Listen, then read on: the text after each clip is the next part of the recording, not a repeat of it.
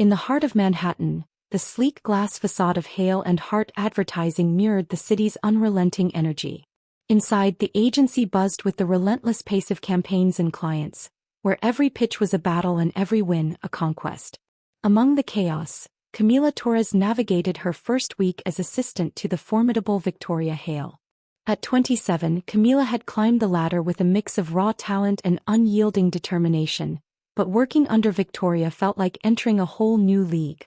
Victoria Hale was a legend. Her name was spoken with equal parts reverence and trepidation, her reputation built on an unshakable commitment to excellence. At 38, she was at the pinnacle of her career, known for her sharp instincts and exacting standards. Victoria's presence commanded the room, her tailored suits and poised demeanor a testament to her meticulous attention to detail. Yet beneath her cool exterior lay a relentless drive that left even the most seasoned executives intimidated. Camila was no exception. From the moment she stepped into Victoria's office, she felt the weight of her boss's gaze, a precise, assessing look that seemed to peel back layers to expose every flaw. "Punctuality is non-negotiable, Torres," Victoria had said during their first meeting, her tone as sharp as the line of her blazer.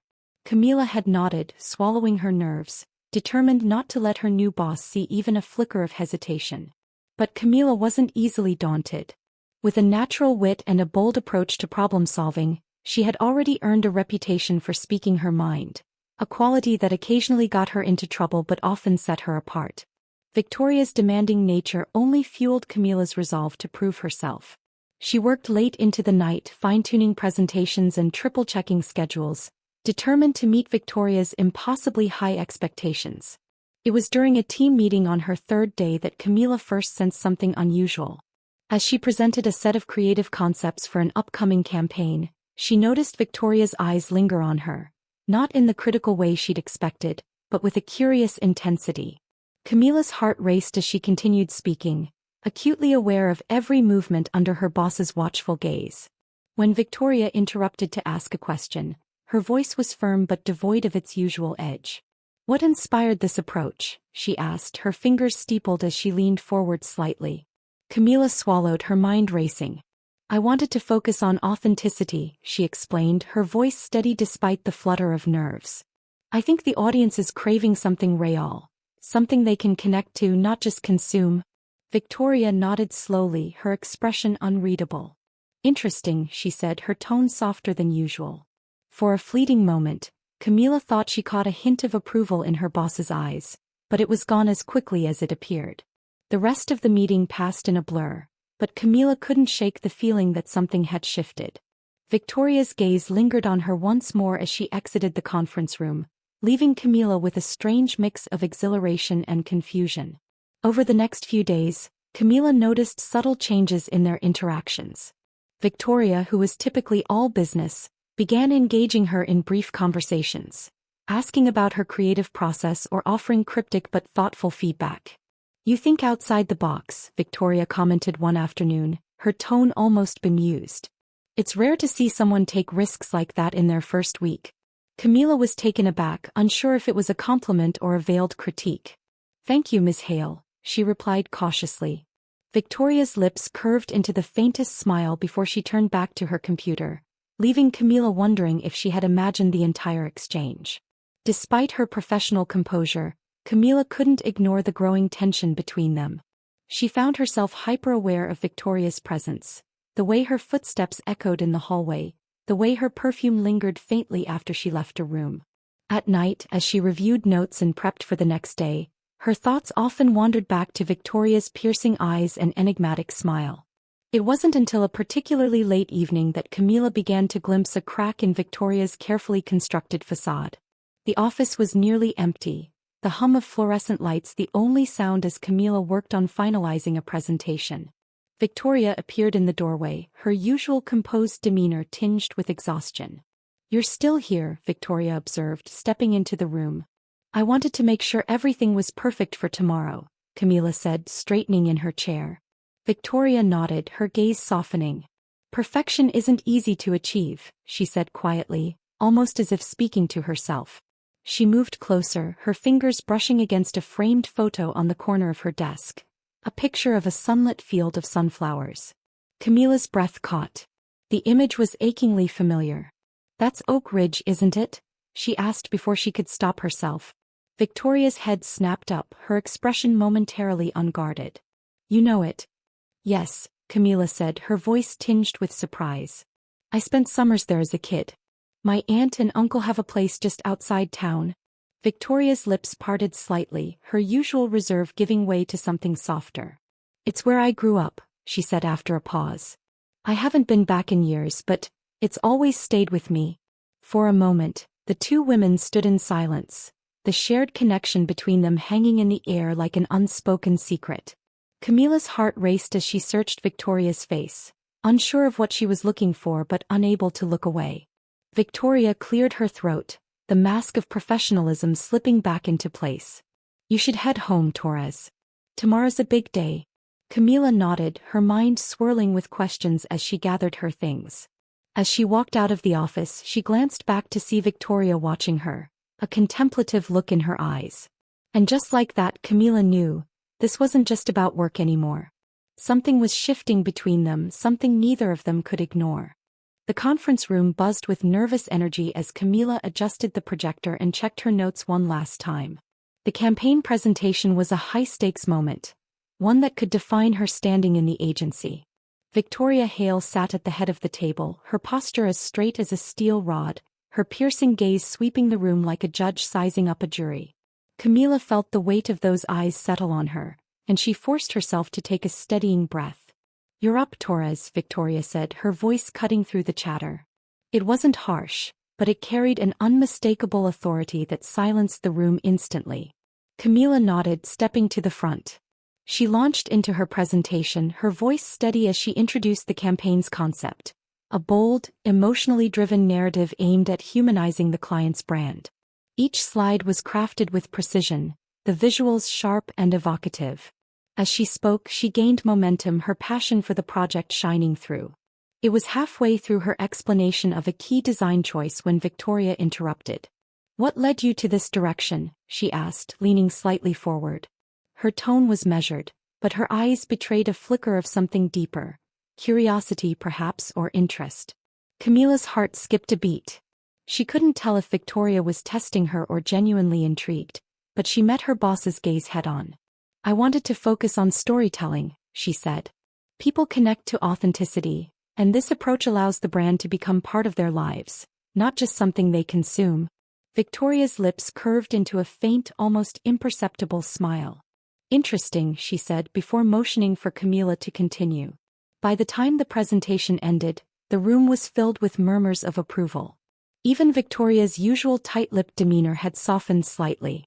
"Good work," she said to the team, but her eyes lingered on Camila as she added, "Torres, stay behind. I need a word." Camila's nerves flared as she followed Victoria into her office. The door closed with a soft click and Camila stood awkwardly, her hands clasped in front of her. The room was immaculate, much like Victoria herself. Modern furniture, sleek lines, and a large mahogany desk that dominated the space. "Sit," Victoria instructed, gesturing to one of the chairs opposite her desk. Camila obeyed, bracing herself for criticism. Instead, Victoria leaned back in her chair, studying her with an intensity that made Camila's pulse quicken. "Your presentation," Victoria began, "was impressive. You demonstrated not only creativity but a keen understanding of the client's needs. That's not something I see often." Camila blinked, caught off guard. "Thank you," she said cautiously, unsure of where this was going. Victoria's expression softened, just slightly. "You have a rare talent, Camila," she said, her voice quieter now, almost contemplative. "It's not just about the work. There's something in the way you approach things, the way you think. It's refreshing." Camila felt a warmth rise in her chest, an unfamiliar mix of pride and vulnerability. She wasn't used to such personal praise, especially from someone as guarded as Victoria. "I appreciate that," she said, her voice steady despite the flurry of emotions beneath. Victoria nodded, her gaze lingering for a moment before she stood. "That will be all," she said, her tone shifting back to its usual professional cadence. "Keep up the good work."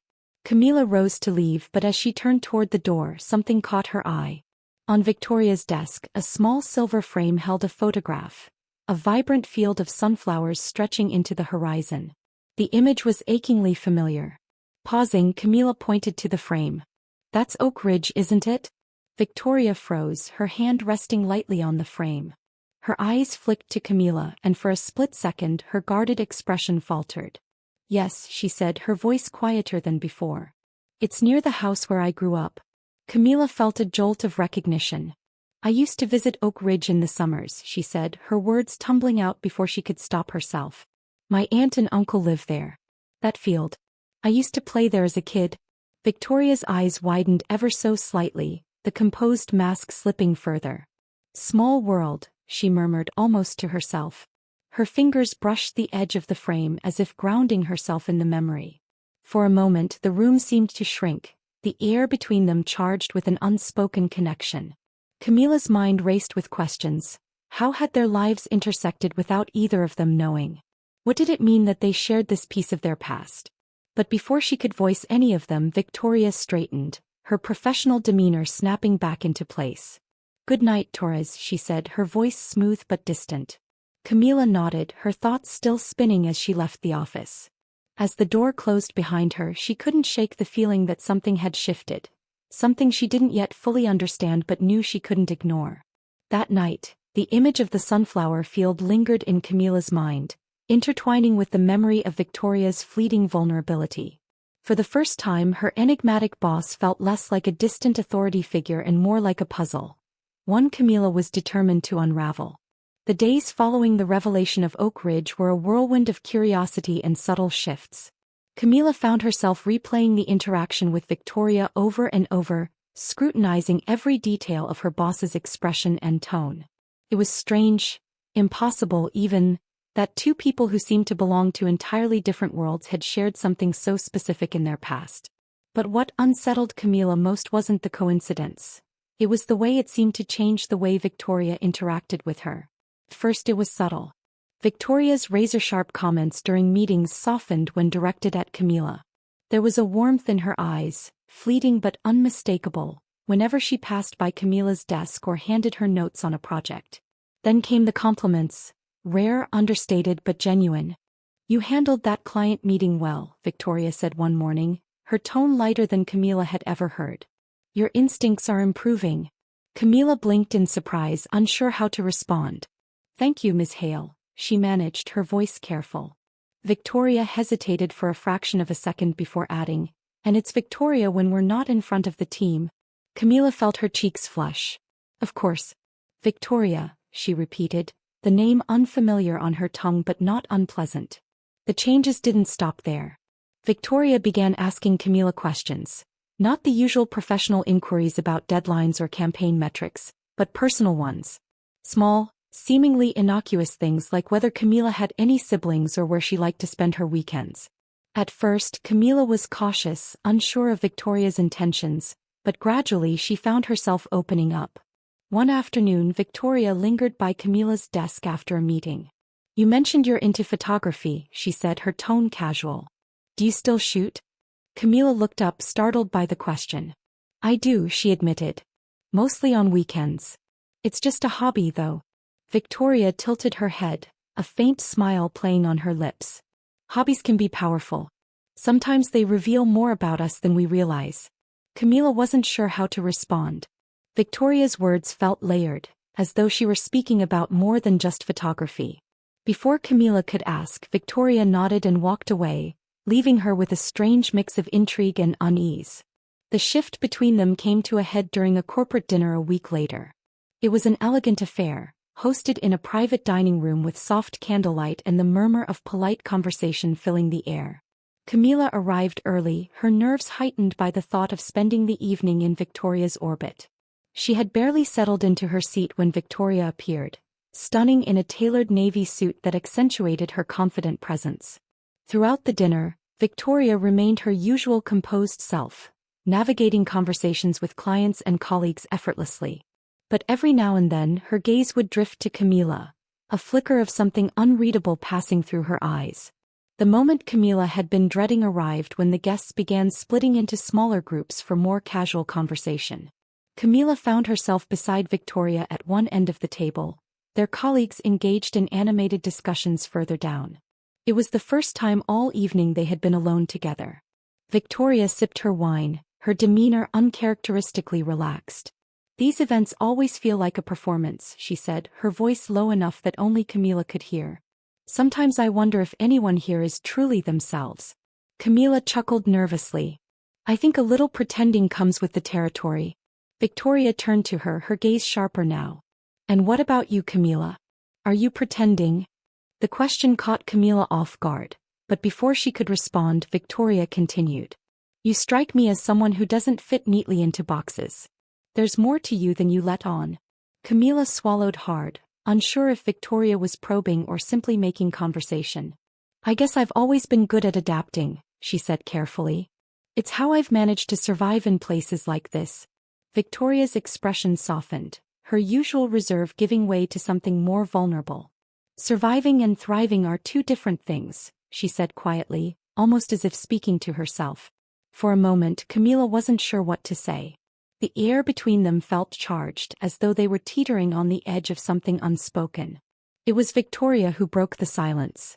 "You grew up visiting Oak Ridge, right?" she asked, her tone shifting to something more conversational. "Did you ever go to that little cafe on the main street?" Camila's eyes lit up. "Dona Mays? I loved that place. They had the best blueberry cake." Victoria froze, her wineglass halfway to her lips. "The blueberry cake," she repeated, a rare smile breaking across her face. "I practically lived on that during summers. My mother always said I'd turn into a blueberry if I wasn't careful." Camila laughed, the tension dissolving in an instant. "I can't believe it. I used to beg my aunt to take me there every morning." Victoria's gaze softened further, her smile lingering. "It's strange, isn't it? How paths cross without us even realizing it." Something in her tone made Camila's chest tighten. "Yeah," she said quietly. "Strange." The moment stretched between them, neither speaking but both feeling the weight of their shared history. For the first time, Camila saw a side of Victoria that few ever did. A woman shaped not just by ambition and power, but by memories and connections that still lingered in the corners of her guarded heart. And for the first time, Camila began to wonder if she was part of that connection.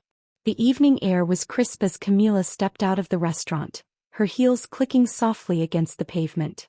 The laughter and chatter from the corporate dinner still buzzed faintly behind her, but she felt as though she had left an entirely different world inside. Her mind raced with thoughts of Victoria, her unexpected smile when they'd shared memories of Oak Ridge, the way her eyes had lingered on Camila's during that fleeting silence. "Camila," came a familiar voice, low and steady, pulling her from her thoughts. She turned to see Victoria standing beside a sleek black car, her coat draped over one arm. "Let me give you a ride. It's getting late." Camila hesitated for a split second, her instincts warning her that accepting this offer could lead somewhere uncharted. But Victoria's expression wasn't commanding. It was inviting, almost tentative. "Sure," Camila replied, her voice betraying the slight tremor she felt inside. The car ride began in relative silence, save for the faint hum of the engine and the occasional sound of traffic outside. Camila sat rigidly at first, unsure of how to navigate this unexpected moment of intimacy. Victoria, seated beside her, seemed equally contemplative, her usual composed demeanor softened by the dim glow of the streetlights streaming through the windows. "You were quiet toward the end of the dinner," Victoria remarked after a while, her voice breaking the stillness. Camila turned to her, startled. "Just tired, I guess. It was a long day." Victoria gave a small nod, her gaze fixed on the window. "Corporate events tend to drain the life out of most people," she said, her tone lighter than usual. "But tonight felt different." Camila tilted her head, intrigued. "Different how?" Victoria hesitated, her fingers brushing against the edge of her coat.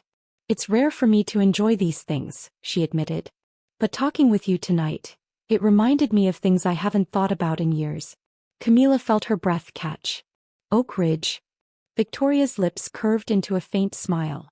"Oak Ridge," she repeated. "That place. It shaped so much of who I am. And yet for the longest time I've tried to leave it behind." "Why?" Camila asked, her voice soft, sensing the vulnerability in Victoria's words. Victoria glanced at her, her expression unguarded for once. Because it felt easier, she said simply. Easier to focus on work, on the present, than to think about what I left behind. Camila nodded, her heart tightening. I get that, she said quietly. Sometimes it's easier to bury things than face them. For a moment, the car was silent again, but it wasn't the uneasy kind of silence that had marked their earlier interactions. It was laden with something else. An understanding, a recognition of the unspoken connection that had begun to grow between them. As the car rolled to a stop outside Camila's apartment building, neither of them moved to exit. Camila could feel the weight of Victoria's gaze on her, and when she finally turned to meet it, the intensity there made her pulse quicken. You make me feel, Victoria began, then paused, searching for the right words. It's rare for me to feel comfortable with anyone. Camila's chest tightened at the confession, her mind racing. You seem comfortable with everyone, she replied, her tone light but her voice betraying her nerves. Victoria shook her head slightly, a wry smile on her lips. That's an illusion. I've spent years perfecting it. The admission hung in the air between them, heavy and raw. Camila wasn't sure how to respond, but the look in Victoria's eyes told her that this moment wasn't about answers. It was about something deeper. Something neither of them had quite figured out yet. Camila broke eye contact, her gaze dropping to her hands as she fidgeted with the strap of her purse. Whatever this is, she said cautiously, it's complicated. Victoria nodded, her expression thoughtful. It is, she agreed. But complications don't always mean it's wrong. Camila looked up sharply, her heart pounding. Victoria, she began, her voice trailing off. Victoria leaned back slightly, her composure returning, though her eyes remained soft. I'm not asking for anything, she said gently. I just wanted to say it. The moment stretched, the tension between them almost palpable. Camila felt the urge to speak, to address the unspoken pull between them, but fear rooted her to the spot. She wasn't sure if she was ready to cross the line that had always separated them, not just as boss and employee, but as two people who were slowly uncovering parts of themselves they hadn't shown anyone else. Finally, Victoria broke the silence. Good night, Camila, she said, her voice quiet but firm. Camila nodded, her throat tight. Good night, Victoria. She stepped out of the car and walked toward her building, her heart pounding with every step. When she glanced back, the car was still there, Victoria's silhouette faintly visible through the tinted glass. It wasn't until she was inside that the car pulled away, leaving Camila with the realization that whatever had started between them was far from over. And for the first time in a long time, she wasn't sure if that terrified her or thrilled her. The atmosphere in Victoria's office was unlike anything Camila had experienced before. The room, usually a fortress of sleek professionalism and calm authority, felt strangely charged. Victoria sat behind her desk, her posture perfect as always, but there was a restless energy in the way her fingers tapped lightly against the armrest of her chair. Camila, standing just inside the doorway, hesitated before stepping fully into the space. You wanted to see me? Camila asked, trying to keep her tone neutral even as her heart raced. Victoria gestured to the chair opposite her desk.